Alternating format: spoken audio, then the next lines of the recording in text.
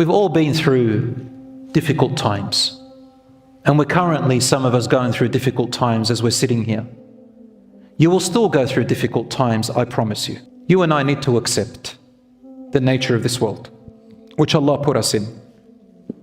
Never think of this world as the ultimate paradise. We are not created in a paradise. We are created in a world, a home of a test. The paradise is later. This is Daru Amal. This is a life of action and belief. And the hereafter is the life of reward or punishment. Judgment. Not now. And Allah promises in the Quran, He says, لَتُبْلَوُنَّ. You will go through different trials, each and every one of you, young and old. You will. In fact, Allah, He spells it out. And we shall indeed put you through different trials.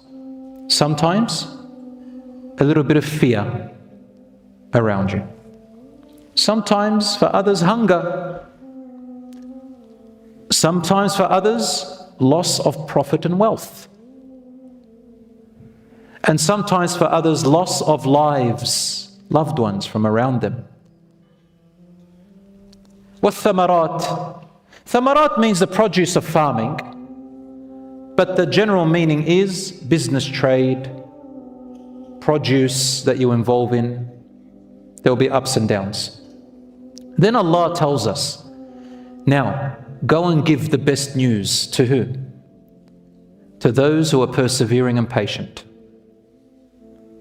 The ones who, when a calamity befalls them, something unexpected that makes you feel bad or puts you back, setback, disappointment, whatever it is, calamity, tragedy,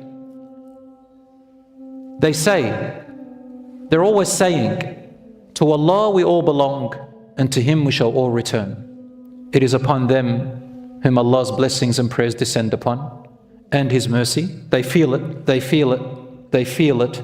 Descends meaning you feel it in life. And these are the ones who are truly guided in life. Why? Otherwise you'll be fighting with life.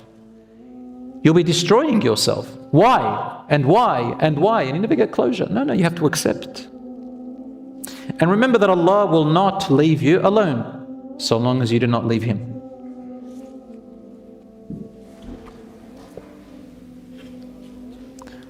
And my brothers and sisters, when you're on your highs, get close to Allah and prostrate out of thankfulness and gratitude. And when you're on your lows, come close to Allah as well and seek His help and forgiveness.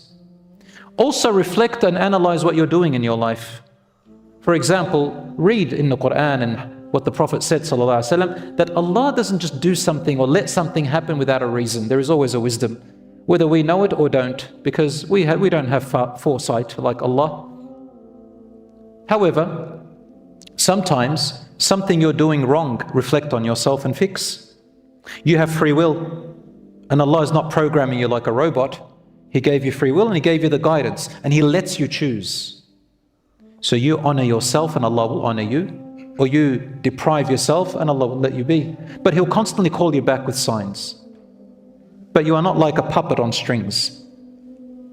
Remember that. Sometimes it's sins and disobedience that you're going through which are leading you to where you are. Why? Not because Allah wants bad for you. Not because He needs your worship. No. He tells you to worship for the right reasons, for you. But the guidance of Allah has been set in such a way that if you follow it, it'll be good for you. And if you don't, you will go off astray. Like you being in a place, a country or a desert or a land that you haven't been, you're a foreigner there, right? And you're driving in this wilderness and you don't know where you're going, and then someone, a local, comes and gives you a map. You say, how do I get out of here? And they'll say, follow this map, go in this direction, you'll find your exit back to the highway. If you follow this map after the person's gone, you will reach the highway. But if you don't follow the map, what's going to happen to you? You go astray. Do you blame it on the person who gave you the map?